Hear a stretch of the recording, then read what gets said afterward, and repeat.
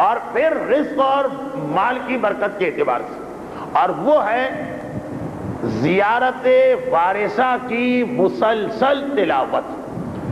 زیارت وارثہ، السلام علیک یا وارث آدم صفت اللہ، السلام علیک یا وارث نوح نبی اللہ، یہاں سے شروع ہونے والی زیارت ظاہرکم و باطنکم پہ ختم ہوتی۔ یہ والی زیارت وارثہ جو ہر ایک کو معلوم ہے کہ یہ کسی عالم کا کلام نہیں، کسی مجتہد اور مرجع نے نہیں دی، بلکہ جب پہلی مرتبہ صاحبان ایمان کو کربلا معلیٰ کی زیارت کی اجازت ملی تھی تو لوگ صادق آل محمد امام جعفر صادق علیہ الصلاۃ والسلام کی خدمت میں آئے۔ لیکن ایک دفعہ کے بعد یہ دو جملے میں کہہ گیا، اب یہ تقریر شروع ہو چکی۔ بنو امیہ کی حکومت نے مختار کی تحریک کے بعد جب دوبارہ ان کے ہاتھ میں اقتدار آ گیا، مختار نے تو ہلا کے رکھ دیا تھا، مختار کی تحریک کے بعد جب دوبارہ ان کے ہاتھ میں اقتدار آیا تھا تو کربلا کی زیارت پر مکمل طور پہ پابندی لگا دی تھی، اس لیے کہ واقعہ کربلا سے لے کے مختار تک جتنے لوگ خون حسین کا انتقام نعرہ لگا کے میدان میں آ رہے تھے، یہ عربی میں کہلاتا ہے یا لسارات الحسین، یا لسارات الحسین یعنی خون حسین کا انتقام لینے والوں۔ زیارت عاشورہ میں بھی جملہ یا سار اللہ وابن سارہ، اے وہ امام معصوم جن کے خون کا بدلہ اللہ کو لینا، وابن سارہ اور آپ کے پدر بزرگوار کے خون کا بدلہ بھی اللہ کو لینا۔ تو یہ جو اتنا لمبا جملہ میں اردو میں کہہ گیا کہ جب بھی کوئی موومنٹ یا تحریک اٹھتی تھی، یا لسارات الحسین، اے خون حسین کا بدلہ لینے والے آؤ، تو وہ سب پہلے جمع ہوتے تھے کربلا میں، جہاں اس وقت تک امام مظلوم کی قبر کچی تھی، وہاں جمع ہو کر قبر حسین پر ایک دوسرے سے عہد کرتے تھے۔ چنانچہ سلیمان ابن سرد خزائی کی تحریک، مختار کی تحریک اور چھوٹی چھوٹی، جیسے ہی دوبارہ اقتدار آ گیا حجاج ابن یوسف کی وجہ سے، حجاج ابن یوسف نے بنو امیہ کے اس اقتدار کو جو مختار کی تحریک کے نتیجے میں ہل کے رہ گیا دوبارہ جمائے۔ تبھی حجاج کے سرپرست جب ولید کا انتقال ہوا تو اپنے بیٹے کو نصیحت کر گیا کہ تم ہر تبدیلی لا سکتے ہو، اس وفادار شخص کو اپنے عہدے سے معزول نہ کرنا یا تبادلہ نہ کرنا، جو وہ کہے اس کا احترام تمہیں کرنا۔ خیر، تو پہلی پابندی انہوں نے لگائی کہ یہ کربلا اور قبر حسین ان کے ماننے والوں کے ایک عجیب جذبہ دیتی، روک دیا کوئی یہاں نہیں جا سکتا، اور تقریباً یہ پابندی 70 سال رہی، یہاں تک کہ بنو عباس کا دور آ گیا۔ بنو عباس نے تو نعرہ ہی یہ لگایا تھا کہ ہم خون حسین کا انتقام لینا چاہتے ہیں، چنانچہ اس نعرے کی وجہ سے مجبوراً کربلا معلیٰ کو انہیں کھولنا پڑا۔ پھر ان کے 10ویں حکمران متوکل نے پابندی لگائی، لیکن پہلے 9 حکمرانوں مجبوراً یہ کہنا پڑا، حتیٰ یہ کہ جب بنو عباس نے اپنا موقف بدلا، یعنی پہلے ان کا یہ کہنا تھا کہ آل محمد میں سے جو مناسب ترین شخص ہے اسے ہم اقتدار دیں گے، اور بعد میں کہنے لگے نہیں یہ ہمارا حق۔ تب بھی کیا کہا، ہم ہیں آل محمد، چنانچہ مجبور تھے وہ اپنا سلسلہ کربلا سے ملائے رکھے۔ کھول دی انہوں نے کربلا کی زیارت، اور ٹھیک اسی زمانے میں پروردگار کے مصلحت کے تحت نجف کی قبر بھی ظاہر ہو گئی۔ کربلا پہ پابندی اس لیے لگائی گئی بنو امیہ تاکہ وہاں لوگ آ کر جوش اور جذبہ لے کے نہ جائیں، جیسے بکر اور صدام کے زمانے میں بھی کتنی پابندیاں لگائی گئی زیارتوں میں، بلکہ کچھ سال تو ایسے بھی گزرے کہ جب باقاعدہ طور پر 40 اور چہلم کے دن اور عاشورے کے دن حرم بند بھی رکھے گئے، اس لیے کہ یہ 2 ایسی جگہیں خصوصاً کربلا جہاں جانے والا ایک ایسا حوصلہ اور توانائی لے کے آتا دشمنان دین سے جہاد کا کہ ہر ظالم حکمران کے لیے یہ سب سے بڑا خطرہ۔ اور نجف میں مولا کی قبر وہ تو خود امام حسن و حسین نے پوشیدہ کر دی تھی، ایک قبر پہ پابندی لگائی تھی ظالموں نے، ایک قبر کا نشان پوشیدہ کیا تھا معصوم ہی کے بیٹوں نے۔ دونوں کی مصلحتیں تاریخ میں لکھی ہیں اور تقریباً ہمارا ہر پڑھا لکھا انسان جانتا۔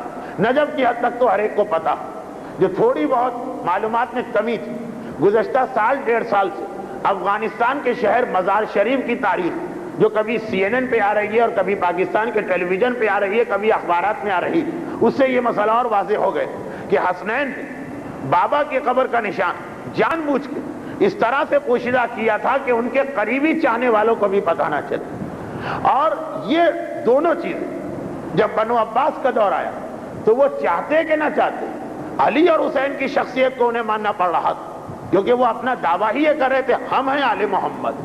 تو لا محالہ انہیں ان معصومین کا اعتراف کرنا پڑا جن سے ان کی حکومت کو خطرہ نہ تھا. چھٹے امام کو نہیں مانا اس لیے کہ حکومت کو خطرہ, ساتویں امام کو نہیں مانا, لیکن مولا کو ماننے میں ان کا کیا نقصان, حسین کو ماننے میں کیا نقصان. دونوں روزے کھل گئے, نجف کا پتہ بھی چل گیا اور کربلا کی پابندیاں بھی ہٹ گئی. نجف کا پتہ پھر بھی چلا ہارون کے زمانے میں, اور ہارون بنو عباس کا چھٹا ساتواں حکمران, لیکن کربلا وہ تو پہلے ہی حکمران کو پابندی ہٹانا پڑی. اب جب پابندی ہٹی تو لوگ ایک مرتبہ جوخ در جوخ گروہ در گروہ ایک بڑا مجمع چلا گیا, اور جلدی تھی ان کو کیونکہ ان حکومتوں کا بھروسہ نہیں ہوتا. آج پابندی ہٹائی ہے کل دوبارہ نہ لگا دیں, جس کو جہاں موقع ملا وہاں سے نکلا پہنچ گئے, زیارت کر کے واپس آ گئے. لیکن اب جو واپس آئے تو اب ان کو بڑا افسوس ہو رہا, اور یہ اطمینان بھی ہو گیا کہ اب یہ فی الحال چند سال تک تو کھلا, زیارت کے لیے کربلا کا راستہ کھلا, لیکن کہا اب ہم دوبارہ جائیں گے, ہر سال جائیں گے, اس طرح نہیں جائیں گے جیسے پہلی دفعہ پہنچ گئے. کیا مطلب اس جملے, پہلی دفعہ جو گئے تھے جوش عقیدت 70 سال سے مومنین تڑپ رہے. باپ مرتے مرتے اپنے بیٹے کو منتقل کر گئے اپنی آرزو, بیٹا مرتے مرتے اپنے بیٹے کو منتقل کر گئے. 70 سال کے بعد راستہ کھلا. ڈر بھی ہے کہ اچانک بند نہ ہو جائے, چلے تو گئے, معلومات کے بغیر گئے. اب جب واپس آ رہے ہیں تو ہر ایک کو اس بات کی کوفت ہو رہی ہے, افسوس ہو رہا, ہم گئے, ہم نے قبر کی زیارت کی, پھر ہماری خود سمجھ میں نہیں آ رہا تھا اب کیا کرنا. وہاں پہنچ گئے, ایک مرتبہ دل کو تشفی ہوئی, محبت, مودت, عقیدت, احترام, سب کچھ. اب کیا کریں, صبح سے شام تک بیٹھے کچھ پتہ ہی نہیں. چنانچہ اب ان کو افسوس ہو رہا ہے کاش جانے سے پہلے یہ پوچھ کے جاتے کسی سے کہ روضے پہ جا کے کیا جاتا. خصوصیت کے ساتھ اس لیے کہ اس زمانے میں لوگوں کو اتنا شعور تھا کہ ایک آدمی اگر قبر کے قریب پہنچ گئے تو وہاں چمٹ کے نہیں بیٹھنا. اب تو ماشاءاللہ سریح کافی بڑی ہے, اس وقت خالی نشان قبر. چنانچہ 10-15 آدمی ہی اگر سارا دن صبح سے شام بیٹھے رہیں تو باقی ظاہری ایک دوسرے کے لیے قربانی دیتے. جو قبر پر ہے وہاں تک تو پھر بھی اس کا ماتم اور گریہ جاری, جو وہاں سے ہٹ کے پیچھے آ گئے. بیٹھنا اسی زمین پر ہے لیکن اب کیا کرے سمجھ میں نہیں آ رہا. چنانچہ اگلی دفعہ جب یہ لوگ گئے تو پہلے معصومین سے رجوع کیا اور جا کے سوال کیا کہ مولا پچھلی دفعہ ہمیں جلدی بھی تھی, حکومت سے بھی ڈر رہے تھے کہ وہ راستہ نہ بند کر, اب ہم جانا چاہتے ہیں تو یہ بتائیے وہاں جا کے ہمیں کیا کرنا. اس کے جو جوابات معصومین نے دیے, یہی جوابات مفاتیح الجنان کے دوسرا حصہ, دلیل الظاہرین نامی پوری کتاب, من لا یحضرہ الفقیہ میں زیارات کا چیپٹر, یہ وہی جواب. تو معصوم نے اس میں سب سے پہلے زیارت وارثہ بتائی. کربلا جاؤ, جہاں سے حدود حرم شروع ہو اتر جاؤ, پیدل چلو, نہر فرات کے پانی سے غسل کرو, نیا لباس نہیں لیکن صاف ستھرے کپڑے پہنو, اور دیکھو خوشبو نہ لگانا اس لیے کہ ہم میں سے کسی کے روضے کی زیارت کو جاؤ خوشبو لگاؤ سوائے میرے دادا حسین مظلوم کے قبر کی زیارت کی. وہ ساری جتنی تفصیل آپ سنتے یہ سب چھٹے امام نے بتائی. اور پھر جب وہاں پہنچو تو جتنا عرصہ وہاں رہو, جب بھی تمہاری نگاہ قبر پہ پڑے یہ سلام کیا کرو, اور وہ زیارت وارثہ. یہ زیارت وارثہ کی تاریخ. اب اس کے بعد اگلے ادوار میں یہ تو زائرین کو بتا دیا گیا, پھر کچھ ایسے لوگ بھی آئے امام کے پاس, فرزند رسول. بہت دل تڑپتا ہے جب ہم یہ دیکھتے کہ ہمارے شہر کا فلاں شخص کربلا چلا گیا, فلاں شخص ہمارے خاندان کا وہاں پہنچ گیا, ہماری حیثیت نہیں, ہمارے وسائل نہیں, ہم نہیں جا پاتے. مولا ہمارے لیے کوئی طریقہ. امام نے کہا جو جا سکتا ہے اور نہ جائے وہ مجرم. یہ لفظ میرا, یہ امام کا لفظ نہیں ہے, مفہوم امام کا. اور جو جانے کے قابل ہی نہیں وہ تو اپنے مکان کی چھت پہ کھڑے ہو کربلا کا رخ کرے اور یہ زیارت وارثہ پڑھے, اسے اتنا ہی ثواب ملے گا جیسے زری کے سامنے میرے جد کو سلام کر رہا.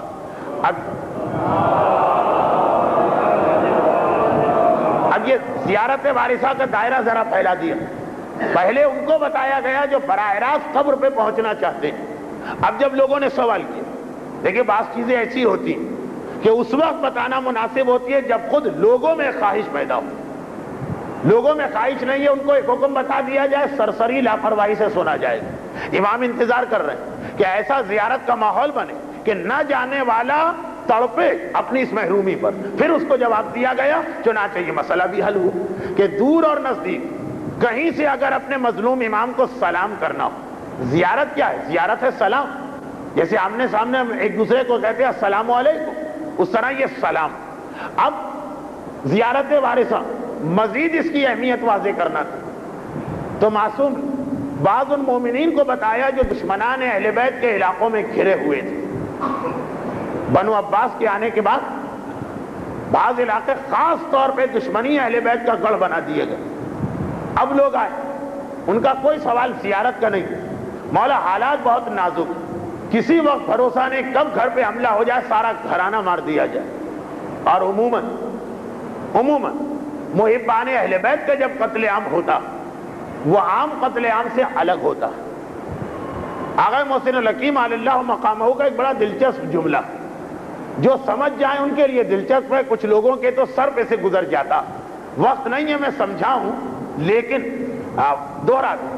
آغا محسن الحکیم جیسی شخصیت، مرجعیت کی ایسی پرسنالٹی کہ جن کے بعد تقلید کرنے والوں میں سے بھی ایک طبقے نے تقلید کرنا چھوڑ دی کہ ایسا مرجع تو اب ہمیں نہیں مل سکتا. لیکن میں بار بار کہتا ہوں کہ یہ ہمیشہ غلط فہمی ہوتی ہے. پروردگار کا خاص تفضل اور احسان ہے تشیع پر کہ ہر دور میں ہم کتنی ہی کوتاہی کریں، خدا کی طرف سے ہمیں یہ والی نعمت ملتی رہتی ہے. خیر، ان کا ایک جملہ تھا کہ غیبت، برائی یہ تو ہر ایک کی جاتی ہے، بلکہ حضرت موسیٰ کا ایک جملہ بھی سن لیجئے، وہ بھی بڑا دلچسپ ہے. کہاں سے کہاں بات جا رہی. حضرت موسیٰ کو ایک بڑی خطرناک قوم ملی تھی، یعنی دنیا کی شریر ترین، ذلیل ترین، اور دین، نبی، شریعت، تورات سب کا مذاق اڑانے والی. حضرت موسیٰ کے حوالے سے ایک تصور آتا ہے ذرا کسی بہت ہی باروب طاقتور جلال والے بزرگ کا، خاص طور پر اس لیے بھی کہ عصائے موسیٰ یا موسیٰ کا ڈنڈا ایک محاورہ بھی بن گیا، جس کے مقابلے میں حضرت عیسیٰ کا تصور آتا بڑی نرمی کا، بہت نرم، بہت شفیق، بہت خلیق، بہت مہربان، بہت پیار و محبت کی بات کرنے والی. غلط ہے یہ تصور، لیکن بہرحال حضرت موسیٰ کا مسئلہ یہ تھا، ایک ایسی قوم ملی ہے کہ جس نے اتنا عاجز کر دیا کہ موسیٰ ہی کا کلیجہ تھا کہ اس قوم کو برداشت کر گئے. جس طرح سے یہ انبیاء تک سے کھیل کرتی. ایک وہی گائے کا مسئلہ آپ کے سامنے، موسیٰ کوہ طور پہ جاتے ادھر سامری کے بچڑے کی عبادت شروع ہو جاتی. کیا کیا حضرت موسیٰ کا کلیجہ خون نہیں ہوا. تو اس میں اس ماحول کو سمجھنا ضروری کہ یہ والی شکایت ابراہیم نے نہیں کی، جبکہ ابراہیم کو آگ میں بھی پھینکا گیا اور اس سے اور بھی مصیبتیں ہوئی. دشمنوں کے ہاتھ سے مصیبتیں برداشت کرنا آسان، دوست، اپنے ماننے والے، اپنا کلمہ پڑھنے والے، وہ جو کلیجے میں پیپ بھر دیتے. حضرت موسیٰ کوہ طور پہ گئے، خدا نے سوال کر لیا، موسیٰ تم آتے ہو اپنی امت کے مسئلے پیش کرتے ہو، میرے حکم لے جاتے ہو، تم نے خود سے کبھی کچھ نہیں مانگا، آج کچھ مانگو. کہا خدا بندہ تو نے سب کچھ دے رکھا ہے، کیا مانگو. لیکن ایک چیز چاہتا ہوں، اور وہ یہ ہے کہ لوگ میری بات مانے کہ مذاق اڑائیں. کم سے کم یہ کہ مجھے برا بھلا نہ کریں، تہمتیں نہ لگائیں. لوگ اپنی طرف سے ہی پر کا کوا بنا دیتے، بلکہ ہمارے یہاں بغیر پر کے کوا بنتا، اور یہی بنی اسرائیل کی بھی خاصیت ہے. بس یہ نہ ہو، نہیں ماننا نہ مانے، مگر یہ کیا کہ اگر کسی سے ناراض ہوئے، جیسے آج کل آپ بنی اسرائیل کا مزاج صاحبان ایمان میں پائیں گے. کسی عالم کی کوئی کڑوی گفتگو پسند نہیں ہے، اب صرف اتنی بات نہیں رہے گی کہ یہ تو بڑی سخت مجلس پڑھتے، نہیں، اب ان کے اوپر بہتان لگائے جائیں گے، تہمتیں لگائی جائیں گی، ڈھونڈ ڈھونڈ کے ان کے عیب نکالے جائیں گے، جس کی ان کے فرشتوں کو خبر نہیں، وہ باتیں ان کے حوالے سے بنائی جائیں گی. تو وہ قوم بنی اسرائیل، خدا نے مسکرا کے کہا کہ اے موسیٰ تم نے وہ بات مانگی ہے جو میں نے اپنے لیے بھی روا نہیں رکھی، دنیا تو مجھ پر بھی تہمتیں اور الزام لگاتی، تو یہ تو تمہیں برداشت کرنا. آغا محسن حکیم کہتے ہیں یہ کوئی مسئلہ نہیں، ایک چیز سے ڈر لگتا ہے، فاسق، فاجر، بے دین لوگ جب تہمتیں لگاتے ہیں تو نیک آتے. وجہ بتا رہے، وجہ یہ بتا رہے فاسق و فاجر غیبت لگائے گا، کرے گا تو بس غیبت کرتا چلا جائے. مومن ذرا متقی پرہیزگار ذرا شریعت کا بھی خیال کرتا، تو وہ پہلے کسی طرح سے یہ ثابت کرے گا کہ محسن الحکیم کی غیبت واجب ہو گئی ہے ورنہ اسلام ختم ہو جائے گا، اور اس کے بعد غیبت کرے گی، بھائی وہ خالی مار کے چلا جائے گا، یہ نہیں پہلے ثابت کریں گے کہ کام کرنا درست ہے پھر غیبت کی جائے۔ دیکھا ہوگا آپ نے مقدس لوگوں کو بات کرتے ہوئے کہ بھائی ویسے تو غیبت حرام ہے، خدا بچائے، لیکن ان صاحب کی غیبت ضروری ہو رہی ہے۔ پہلے ثابت کریں گے یہ صاحب اسلام کے لیے اتنا بڑا خطرہ، اس کے مقابلے میں بالکل شرابی کبابی بے دین، وہ کم از کم یہ تو نہیں کرے گا جو کہنا ہے کہا چلا گیا۔ اب صاحبان ایمان، اب آئیے جو میں جملہ کہہ رہا ہوں، ان کے ساتھ ہمیشہ ٹریجڈی یہ رہی کہ مسلمانوں کے ہاتھوں جب یہ مارے گئے تو وہ یہ ایک عام قتل عام نہیں، جیسے کوئی ظالم حملہ کرتا ہے قتل کر دیتا نہیں، پہلے ثابت کیا جاتا ہے کہ ان کا قتل واجب ہے، یہ کافر ہیں، یہ بے دین ہیں، یہ دشمنان اسلام کے ایجنٹ ہیں، پھر قتل کرو۔ بہت فرق ہے ان دونوں کے اندر۔ ایک چنگیز خان ہلاکو خان ہے، آیا مارتا چلا گیا، وہ ختم بات۔ ایک نہیں، پہلے ان کے کفر کو ثابت کر کے واجب القتل بنایا جاتا، چنانچہ اس کے حوالے سے پھر سارے مظالم ہوتے۔ انسان کسی قتل عادت کے تحت انجام دے الگ، اور عبادت سمجھ کے انجام دے وہ الگ ہے، پھر تو اس میں بڑی باریکیوں کا بھی خیال کرتا ہے، ان کا بچہ بھی نہ بچ کے جانا پائے ورنہ کہیں ہم قیامت میں گناہگار نہ ہوں۔ چنانچہ جب مذہبی بنیادوں پہ قتل عام ہوتا تو خالی مرد نہیں مارے جاتے، بچے غلام بنائے جاتے ہیں، عورتیں کنیز بنائی جاتی ہیں، مال و دولت مال غنیمت سمجھ کے تقسیم کیا جاتا۔ ایک خرابی ایک نہیں ہو کہ ایک کو مار کے چلے گئے۔ بنو عباس کا زمانہ، صاحبان ایمان آ رہے ہیں کا مولا، خالی اپنا مرنا بھی آسان ہوتا، گھر کی خواتین کے اوپر جس وقت ان کی عزت و ناموس پہ بات آن بنے تو کتنا مشکل ہوتا، جو صدام کے دور میں ہم نے دیکھا عراق میں کیا ہوتا تھا۔ تو امام سے پوچھا گیا مولا اب کوئی خاص ایسی چیز ہمیں بتائی، اپنی جان، گھر کی عورتوں کی ناموس اور مال کی سلامتی، کیونکہ کافر کا مال مال غنیمت ہے۔ یوں کسی سے کہیے کسی کا مال چوری کرو، ڈاکہ ڈالو، ایک شریف آدمی گھبرا جائے گا۔ مال غنیمت تو بڑے احترام کے ساتھ دیا جائے گا کہ اللہ نے ہمیں تحفہ دلوایا۔ امام نے جو اس کا حل بتایا وہ یہ ہے، کہا جب کسی علاقے کے ایسے حالات ہو جائیں کہ گھر سے نکلنے والے کو یہ پتہ نہ چلے کہ میں شام کو گھر آ پاؤں گا کہ نہیں آ پاؤں گا، تو گھر سے نکلتے وقت ہمارے دادا کو سلام کر کے نکلے، گھر کی چوکھٹ پر آخری کام زیارت پڑھو پھر گھر سے باہر نکلو۔ یعنی جو ایک عوام کا جملہ ہے، مفہوم امام کا ہے، الفاظ امام کے نہیں، جب تک گھر سے باہر رہو گے گویا یہ زیارت وارثہ، اس نے تمہیں گروی رکھا، یہ تمہاری حفاظت کر رہی ہے، تمہیں سلامتی کے ساتھ گھر میں لے کے آئی ہے۔ ایک اس وقت درود بھیجے محمد والے،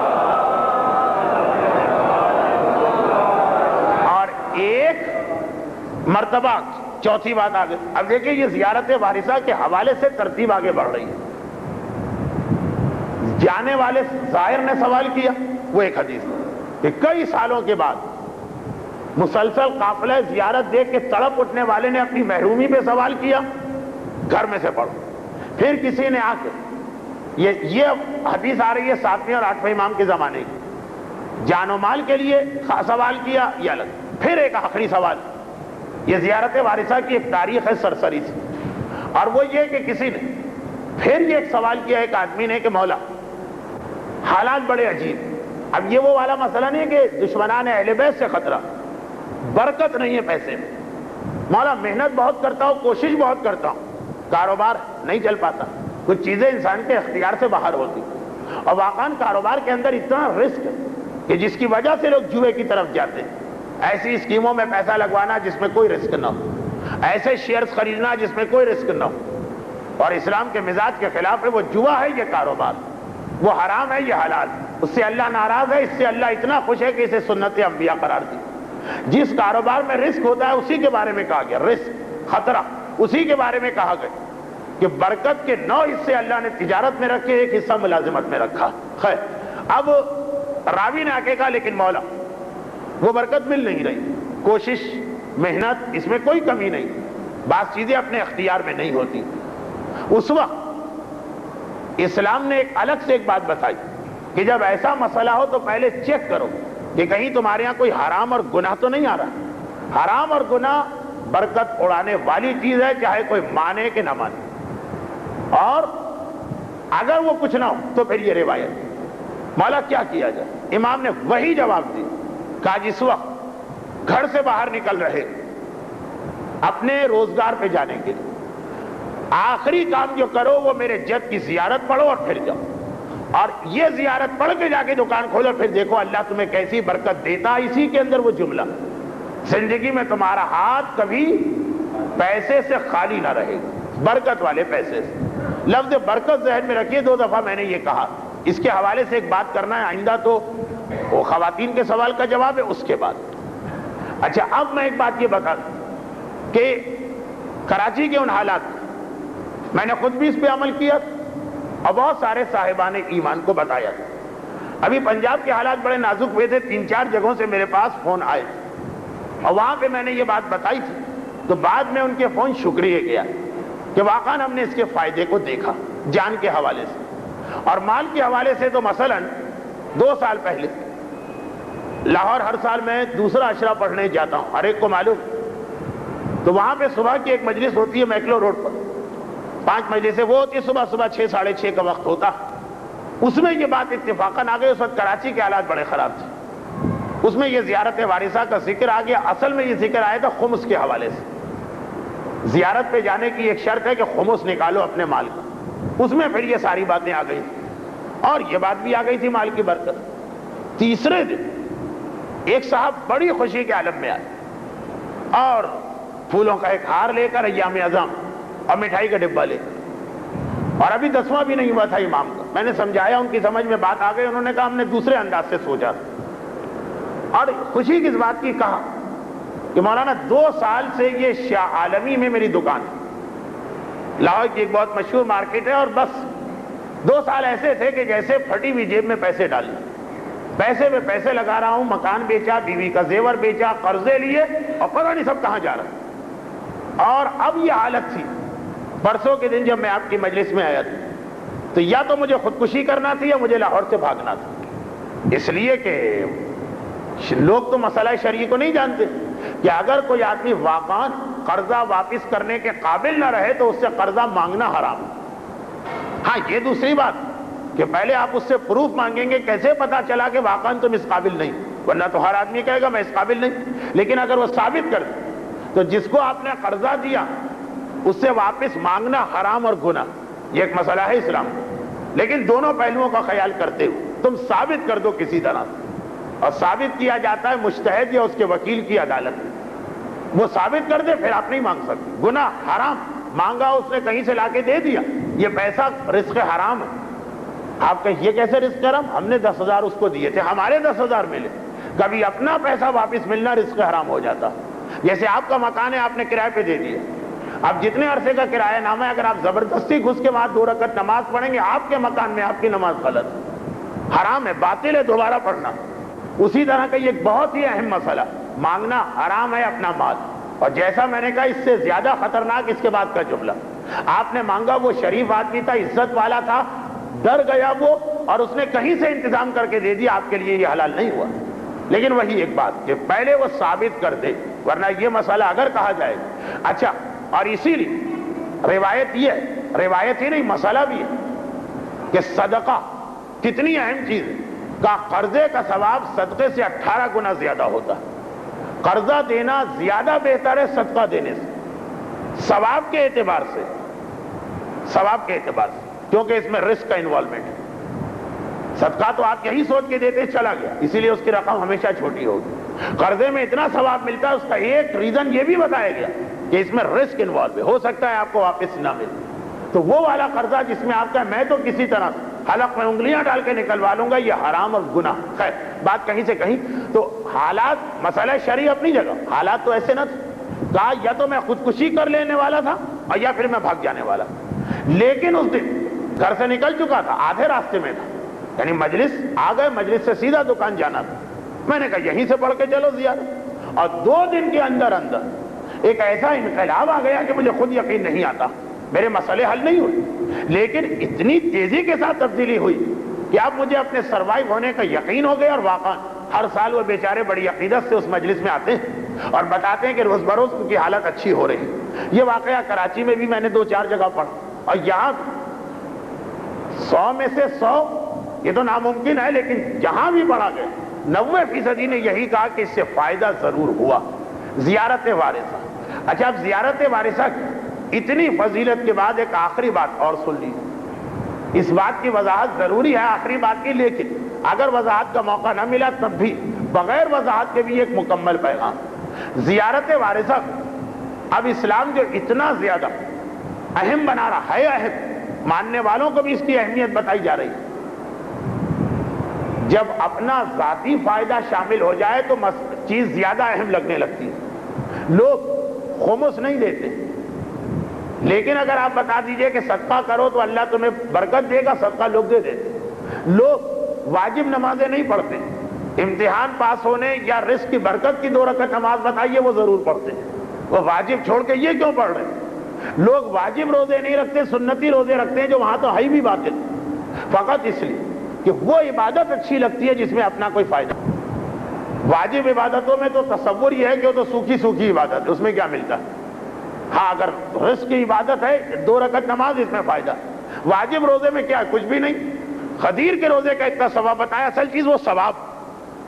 لیکن اچھا یہ ایک نفسیاتی نکتہ، لیکن یہ غلط خیال ہے، پھر بھی نفسیاتی نکتہ۔ یہاں بھی یہی بات، زیارت وارثہ جسے اہل بیت سے محبت ہے اس کے لیے تو واقعاً یہ واجب سے بڑھ گئی، اور جو اس حوالے سے نہ آئے تو اپنی دولت تو ہر ایک کو پیاری ہے، اس حوالے سے لایا گیا۔ جو دولت کے حوالے سے نہ آئے، بچوں کی جان، خاندان کی عورتوں کی ناموس، اپنی جان، یہ تو ہر ایک کو پیاری۔ ایسا لگ رہا مختلف طریقے سے گھیر کے ہمیں لایا جا رہا کہ زیارت پڑھو، کیوں؟ اگر عقیدے کی بنیاد ہے تو وہ بتا دیں، زیارت وارثہ پڑھنا ایسا جیسے تم ڈائریکٹ اپنے امام سے بات کر رہے ہو، براہ راست ان سے بات کر رہے ہو، ان کو سلام کر رہے ہو۔ یہ لفظ سلام ہی بہت اہم چیز ہے۔ سلام ہمیشہ کیا جاتا ہے جو حاضر، جس کے آپ سامنے، جس کے اور آپ کے درمیان فاصلہ، اس میں اسلام میں حکم سلام نہیں، اور یہی وجہ ہے کہ ایسے سلام کا جواب دینا بھی واجب نہیں۔ جواب سلام اتنا اہم واجب ہے کہ نماز میں کوئی سلام کرے آپ پر واجب ہے اپنی نماز روک کے جواب دیں۔ ٹیلی ویژن سے کوئی سلام کرے آپ پہ واجب نہیں۔ بھئی کیوں واجب نہیں؟ کہا اس لیے کہ فاصلہ آ گیا۔ سلام شرعی وہ ہے کہ جہاں پہ آپ اپنی بات پہنچا سکیں، اور پھر زیارت پہ زور، اس کا مطلب یہ ہے کہ زیارت پڑھتے وقت کم از کم اس وقت تم امام کے اتنا قریب ہو جیسے آمنے سامنے بیٹھے ہو۔ جیسے نماز کے لیے کہا جاتا ہے وہ پھر ایک الگ مجلس، وہی زیارت۔ جس کے پاس ایمان اہم ہے اس کے لیے یہی جملہ کافی، اور جس کو ذرا مادیت چاہیے اس کے لیے وہ 2 جملے، مگر دونوں کا خلاصہ ہے کہ زیارت وارثہ پڑھوانا۔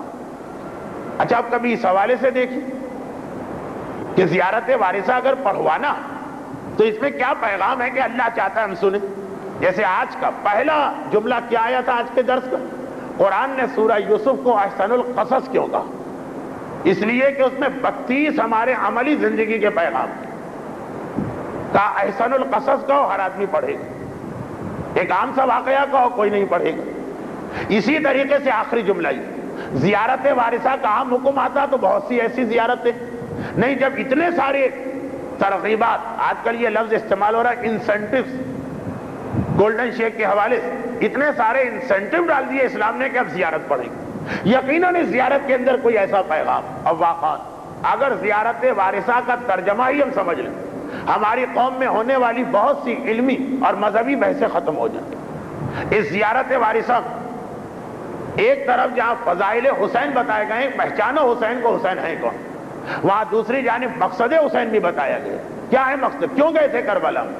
اشہد انک قد اقمت الصلاۃ وآتیت الزکاۃ وامرت بالمعروف ونہیت عن المنکر، ایک مکمل پیغام۔ تیسری طرف اس زیارت میں یہ پیغام بھی دیا گیا کہ ایک امام آنے والا ہے، اس کا انتظار کرنا، انی بکم مومن و بایابکم موقن، مجھے آپ پر ایمان ہے اور آپ کی واپسی پہ یقین ہے۔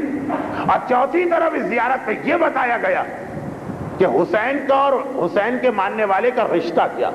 آج مجھے صرف یہ جملہ لے کے وضاحت کرنا تھی، لیکن نہ وضاحت کا وقت نہ سے خالی جملے کا ترجمہ سنیں، اور بہت اہم ہے یہ جملہ، اس لیے کہ اس جملے سے پہلے خدا نے ہم سے ایسی قسمیں کھلوائیں، ان قسم تو نہیں لیکن یہ جملہ سنیں، وَأُشْهِدُ اللَّهَ وَمَلَائِكَتَهُ وَأَنْبِيَاءَهُ وَرُسُلَهُ، میں گواہ بناتا ہوں اللہ کو اس عقیدے پہ جو آ رہا، میں گواہ بناتا ہوں سارے انبیاء کو، میں گواہ بناتا ہوں سارے رسولوں کو، میں گواہ بناتا ہوں سارے ملائکہ کو۔ آپ سے کہا جا رہا ہے گواہ بنا، یہ کوئی معمولی بات نہیں، اللہ کو آپ گواہ بنا رہے. یہ ایسا ہی ہے کہ جیسے کوئی بلینک چیک آپ کے سامنے رکھے گا سائن کر دو.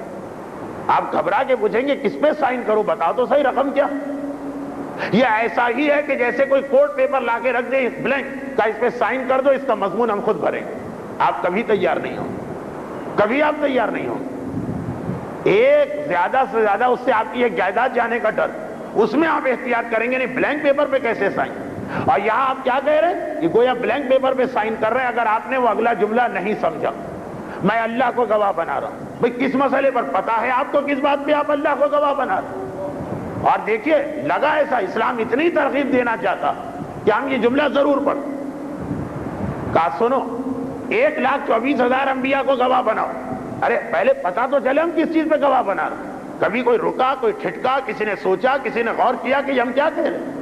اور پھر آگے جملہ آگے, قلبی لقلبکم سلم و امری لامرکم متبع. یہ ہے جملہ جس کے لیے آپ نے گواہ بنایا. دو جملے تھے, ایک تو وہی جو پہلے گزر گیا, میں آپ کی واپسی رجت پہ یقین رکھتا ہوں کہ ایک دن آپ سب اہل بیت آئیں گے, اور دوسرا یہ جملہ. لیکن گواہ تو بنا لیا اللہ کو, گواہ تو بنا لیا 14 معصومین, 1,24,000 انبیاء. سمجھ میں آیا کس بات پہ گواہ بنایا. قلبی لقلبکم سلم, مولا میرا دل آپ کے دل کے ساتھ. یہ تو یقین ہے. مومن اس کی ہر سانس کا سلسلہ آل محمد سے ملا, ان کا نام سن کے جیتے ہیں, ان کے نام پہ اپنے آپ کو موت کے حوالے کر دیتے ہیں. لیکن اگلا جملہ آپ جھوٹ تو نہیں کہہ رہے ہوں گے, کیونکہ آپ نے اللہ کو گواہ بنایا. اللہ کا نام سن کے تو فاسق و فاجر بھی کانپ اٹھتا. امری لامرکم متبع, مولا میری زندگی کا ایک ایک کام ویسا ہی ہے جیسے آپ کی زندگی کا کام. جو میں کرتا ہوں خدا کو گواہ بنا کے کہتا ہوں میں آپ کی زندگی کو فالو کروں. وہ پہلا جملہ ہے میرا دل آپ کی محبت سے معمور. یہ دوسرا جملہ دل کی بات نہیں, ہاتھ پیروں کی بات. مولا میں ہر وہ کام کرتا ہوں جو آپ کرتے تھے. میری ساری زندگی بس آپ کی زندگی کی ایک نقل ہے, ایک تکرار. انسان اپنے آپ سے پوچھے, یہ کسی مجتہد اور مرجع, واعظ و خطیب, مبلغ و ذاکر کے حل کرنے کا مسئلہ نہیں ہے کہ ہماری زندگی کیا. ہر آدمی پوچھے کیا ہمارے گھر میں بالکل وہ نظام ہے جو حسین کے گھر میں, اور اگر بالکل وہ نہیں ہے تو آپ نے تو اللہ کو گواہ بنا کے یہ کہا, آپ نے تو انبیاء کو گواہ بنا کے یہ کہا. لیکن بات یہ نہیں ہے کہ خدا یہ بتانا چاہ رہا تم جھوٹ. بات یہ کہ اللہ چاہتا ہے تم کو ایسا بننا. چنانچہ ایسے گواہوں کو رکھا تاکہ ذہن ہمارا ذرا ہلے, سوچے تو صحیح ہم کیا کہہ رہے ہیں. یہ زیارت وارثہ محبت کے حوالے سے پڑھوائی گئی, جان کے حوالے سے پڑھوائی گئی, روزگار کی سلامتی کے حوالے سے پڑھوائی گئی.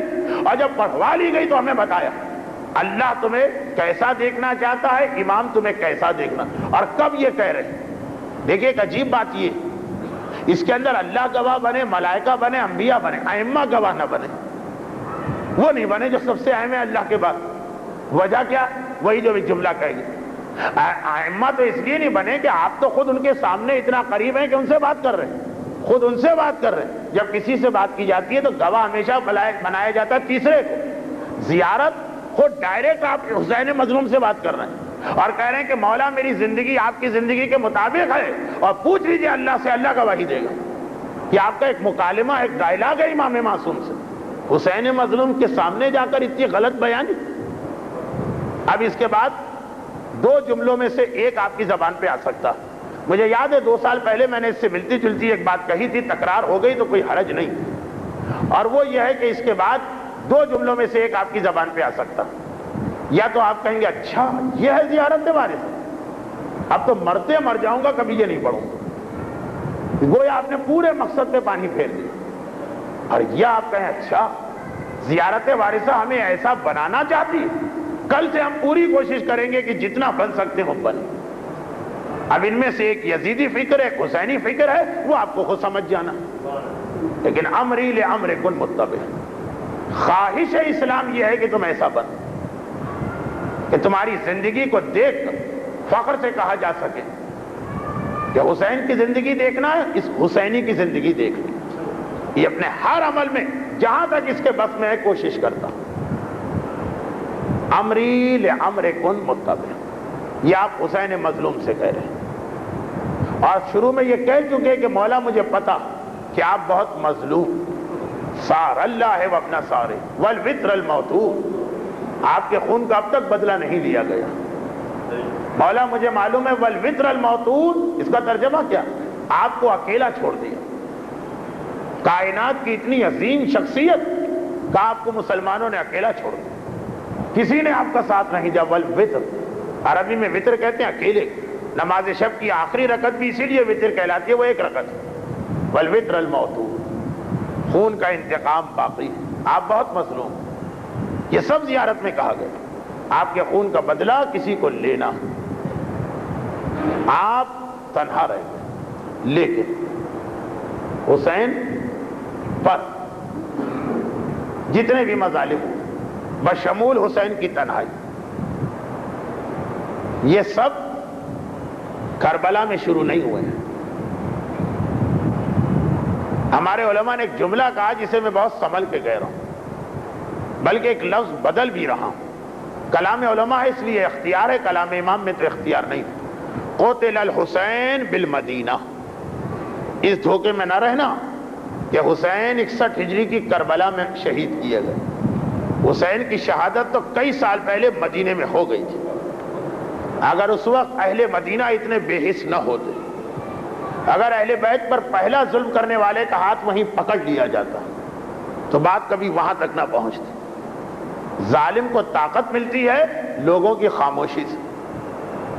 کربلا میں واقعات کی تکرار ہے، لیکن واقعات کا آغاز بہت پہلے ہو گیا۔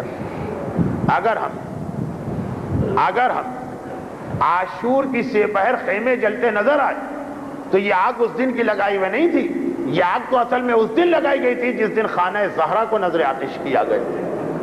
اگر ہمیں عاشور کے دن 6 مہینے کا ننھا علی اصغر شہید ہوتے نظر آیا تو اصل میں یہ شہادت آخری حصہ ہے محسن کی شہادت کے، جو 4 مہینے میں دنیا سے رخصت کر دیا گیا۔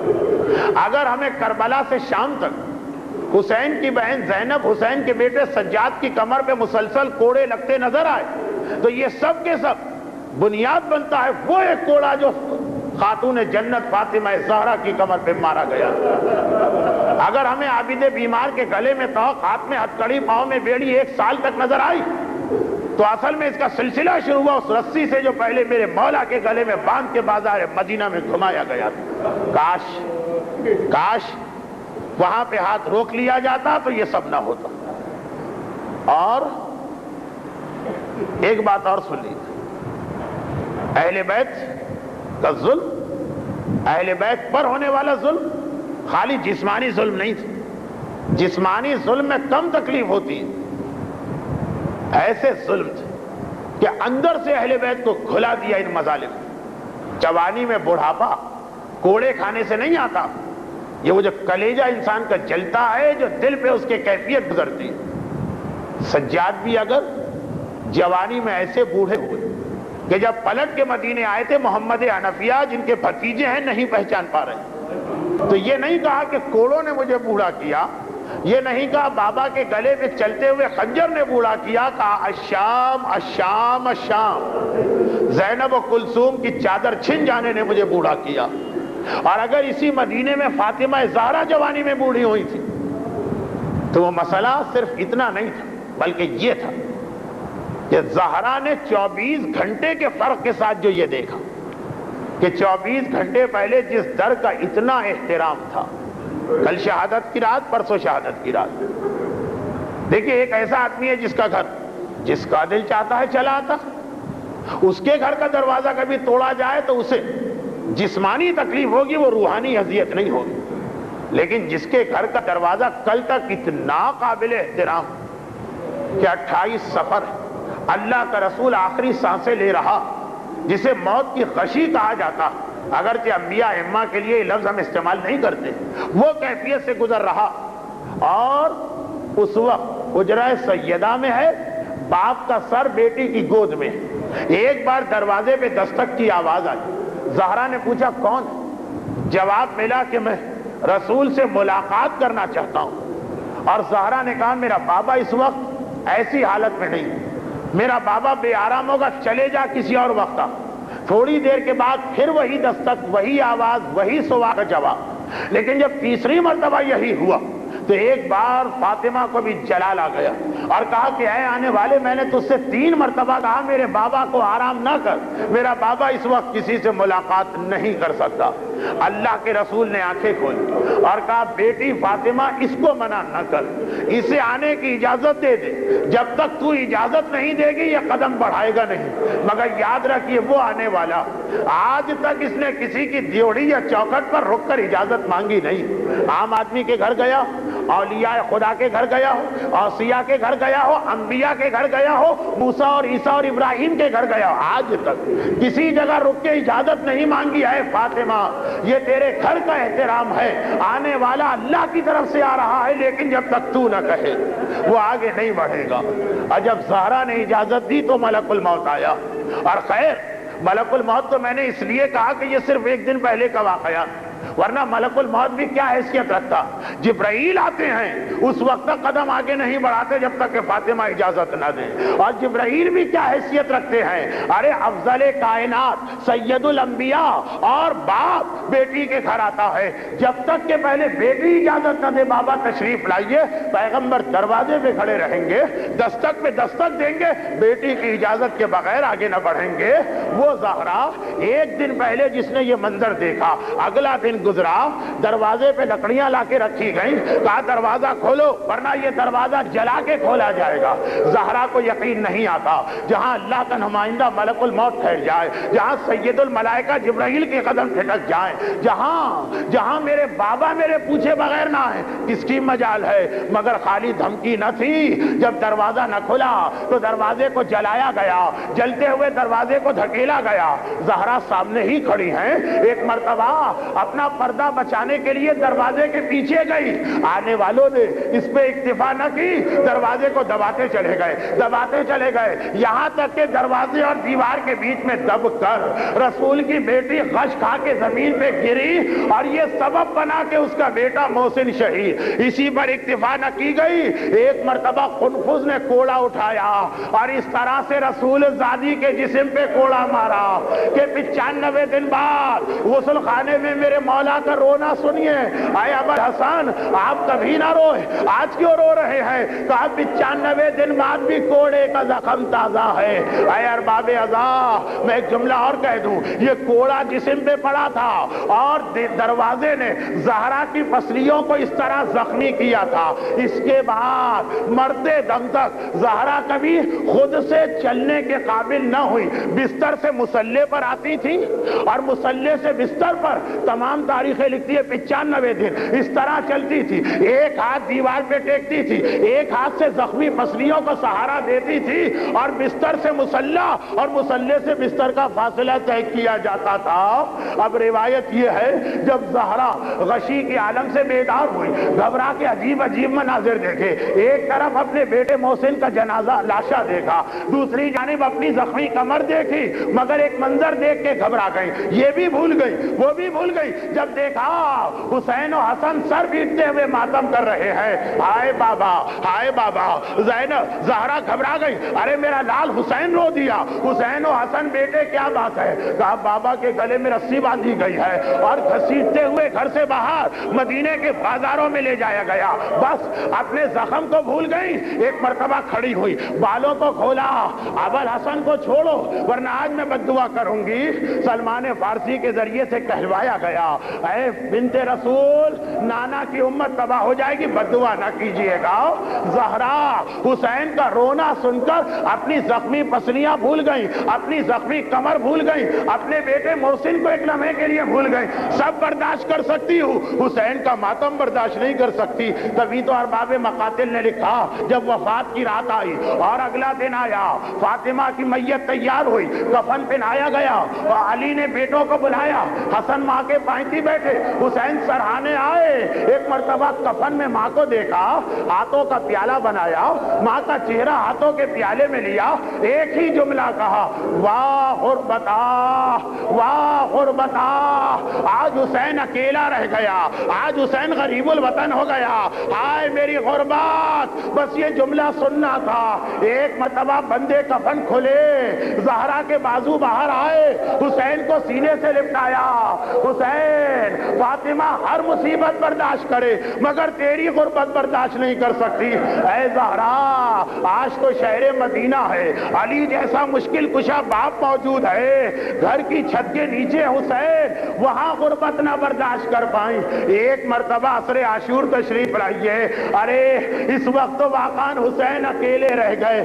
آج شبیر پہ کیا عالم تنہائی ہے، اصحاب نہیں، انصار نہیں، حل من ناصر ینصرنا کی آواز، اور آپ کا حسین ذوالجناح سے گر رہا ہے، ارے ذرا سہارا دیجئے۔ ہاں ہاں یہاں بھی زہرا آئیں، تبھی تو روایتوں کا جملہ ہے جب حسین ذوالجناح سے گرے، فاطمہ زہرا زمین کربلا پہ آ کے بیٹھ گئی۔